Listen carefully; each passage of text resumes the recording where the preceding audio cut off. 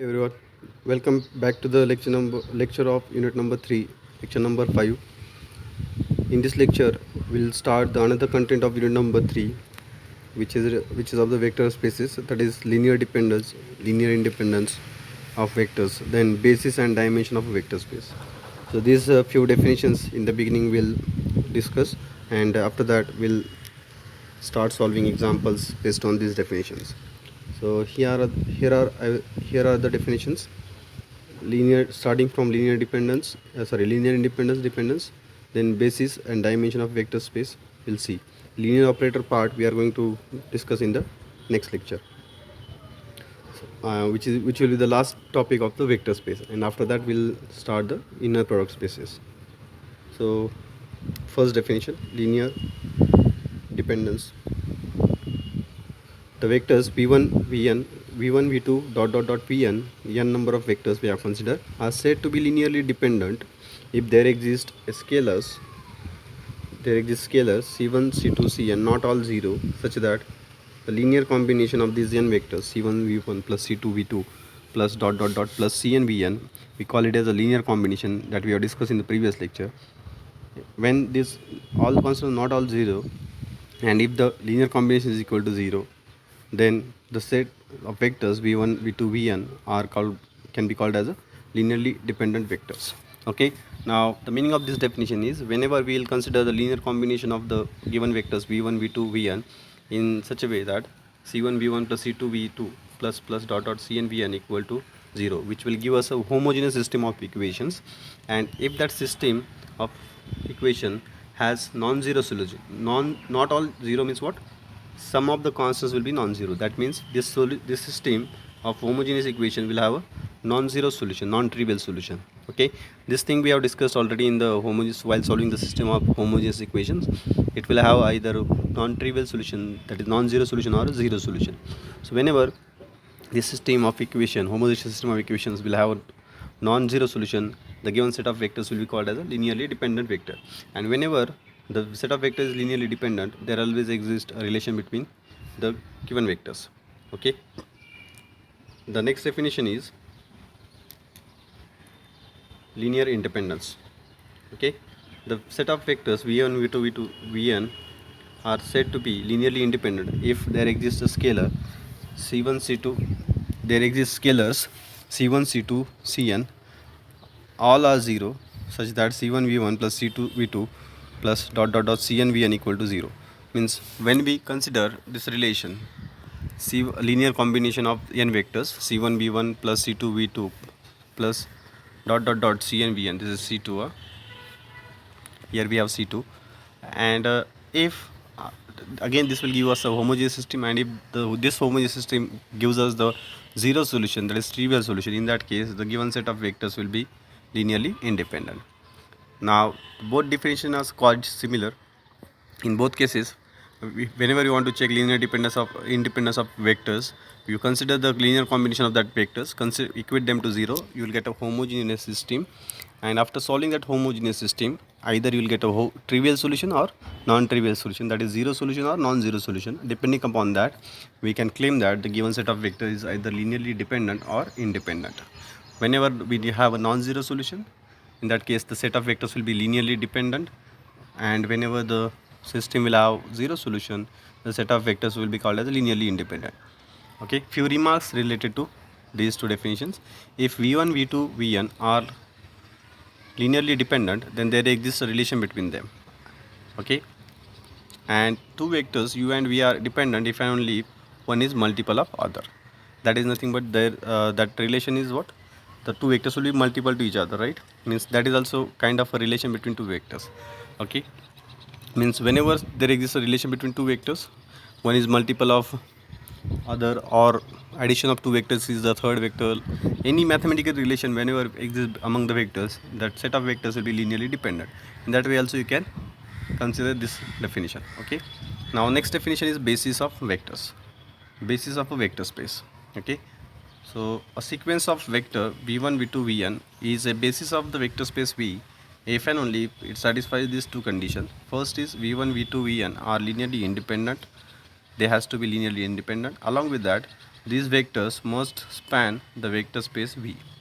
And what is the meaning of spanning of V that we have discussed in the previous lecture?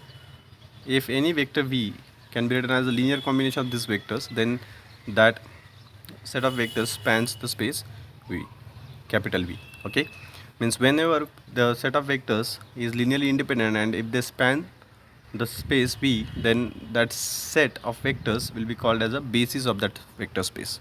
Okay, so this is what the meaning of basis of a vector space. The set of vectors will be a basis if and only if they are linearly independent, you can and they must span the given space. And the last definition is the dimension of a vector space. The dimension of a vector space is the number of vectors of a basis of V. Okay, whatever the number of vectors will appear in the basis set of the vector space, that number of vectors will be called as the dimension of that vector space. Okay, it's dimension of a basis set, you can say. Fine. The space vector space R3, that is three dimensional space R3, has 1 0 0 0 1 0 0 0 1 as a basis. Okay, this is the standard basis also of three dimensional space. You can see that these three set of vectors are linearly independent and they spans the set R3 also. Any vector in three dimensional space looks like x, y, z. This can be written as a linear combination of this vector. So we can write this as x into 1 0 0 plus y into x into the first vector plus y into second vector 0 0 0 1 0 and plus z into third vector, that is 0 0 1. So we can write this matrix as a linear combination of these three vectors. Hence this set of vectors spans the R3 space. It means they forms a basis and there are three vectors in that basis set. Hence the dimension of this space is dimension of the three dimensional space is what? 3. This we know, right? So that is nothing but the number of vectors in the basis set. So these are the definitions. We are going to have the definitions. We are going to see now the example based on these definitions. First example: examine for linear dependence or independence of vectors. If dependent, find the relation between them. So these three vectors v1, v2, v3 are given to us. We need to check their linear dependence, independence, this for these three set of vectors. Okay, and if they are dependent, then we need to find the relation between them. So these are the given set of vectors. Consider the three scalars. As there are three vectors, consider three scalars c1, c2, c3 such that their linear combinations with v1, v2, v3 is equal to 0, right? So in the definition of a linear dependence, independence, we are having this linear combination c1 v1 plus c2 v2 plus c3 v3 equal to 0. After equating it to 0, substitute the given vectors value here. So we'll get a homogeneous system. This is that homogeneous system of equation I am talking about. So after multiplying by c1, c2, c3 to these vectors, we'll get three equations and they are equal to 0. This is 0 of vectors. Okay, so this which is a homogeneous system. Let us solve this homogeneous system, and we know that homogeneous system always have a solution and it will have a zero or non-zero solution. So in matrix form I have written the given system. So after considering the matrix form, we consider what? Augmented matrix.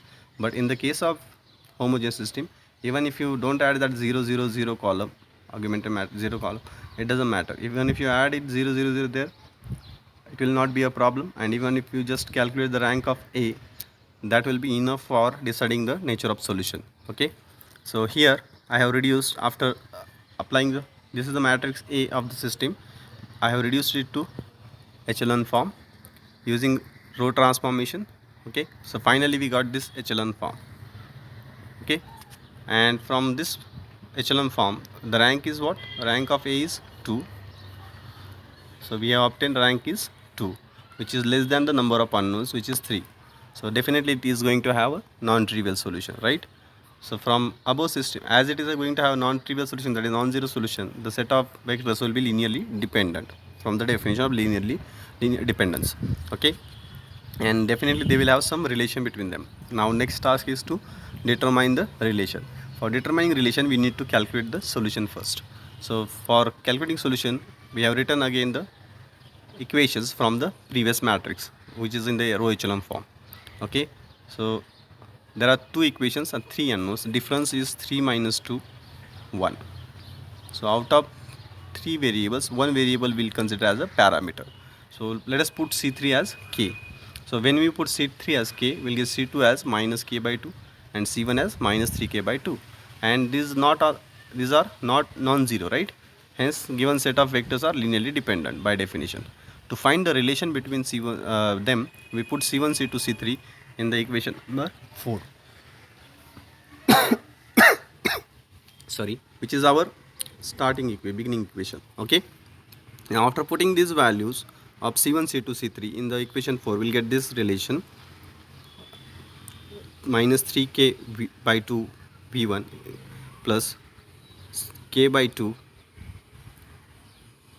V2 plus k times V3 equal to 0. So after dividing throughout by k, after simplifying, rearranging the terms, finally we'll get V3 equal to 3 times V1 plus V2 divided by 2, which is the relation between three vectors. As they are linearly dependent, there exists a relation between them. So this is how you can check the linear dependence and independence of vectors, and whenever they comes dependent, you can get the relation between them by obtaining the solution. Okay, so whenever the system will have, this homogeneous system will have non-zero solution, in that case the set of vectors will be linearly dependent and there will exist a relation between them of this type. Okay, so after determining whatever the values of constants that unknown C1, C2, C3 you will determine, the same values you need to put in the beginning equation to obtain the required relation. So this is how we can do in the problem of linear dependence and independence. Now one more problem of this type will do. Let V be the vector space of polynomials of degree 3 over R. Determine the whether V1 equal to t cube minus 3t square plus 5t plus 1. Second vector V2 equal to t cube minus t square plus 8t plus 2. Third vector V3 equal to 2t cube plus 4t square plus 9t plus 5 equal to are linearly dependent or independent. So again here the three vectors are given to us. We need to check their dependency and independency. Again we are going to proceed in similar fashion like previous example. Very first you consider this relation, then as here vectors are not in the form of matrices, they are polynomials. So whenever they are in the form of polynomials, we equate the coefficient of highest power term in that polynomial to the lowest power degree term. So one by one, if you the highest power here is t cube, the next power is t square. After equating the coefficient of all these terms, we'll get a set of equations. Here we have obtained C1 1 2 3 4 equations. Okay, because there are total 4 terms in every polynomial. So these 4 equations can be written in matrix form as this, which is again a homogeneous system, right? Consider the coefficient matrix of that homogeneous system and reduce it to echelon form. After reducing it to echelon form by our methods, we'll get the rank of that matrix equal to 3. Okay, so here finally it is 3, right? So the rank of the matrix is 3, which is equal to the number of unknowns of the given system. C1, C2, C3 are the unknowns. Hence this system will have a unique solution, and in the case of homogeneous system, the unique solution is also called as a trivial solution, that is zero solution, right? And as the solution is zero solution, hence the given polynomials are linearly independent, because whenever the system has non-zero solution, in that case we have a linear dependency, and in the case of zero solution we have a linear independency. So and if they are linearly independent, there will not exist any relation between these vectors. Okay, one more time you can see the solution. This is not difficult. Like previous example only we have proceeded, and we have solved again the homogeneous system. These calculations we have done so many times in previous unit, so try to understand all these things. And we claim that the given polynomials are linearly independent. Fine. Now one example on basis. Now two examples we have solved on linear dependent and independent, right? In both, one problem we have obtained it as a linearly dependent, and in one problem we have obtained as a linearly independent. Now one example on basis we'll do. So how? So let W be this set A plus B, where A and B are belong to R. Find the basis of W. Now how to do the calculation for basis? Let us see.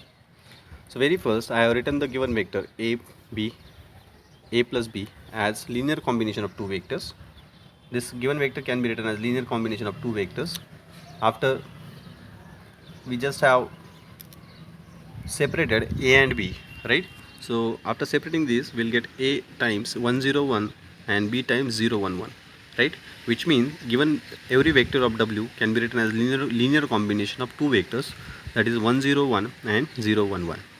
So the vectors of w can be expressed as a linear combination of vectors v1 equal to 101 and v2 equal to 011. It means v1 and v2 spans w.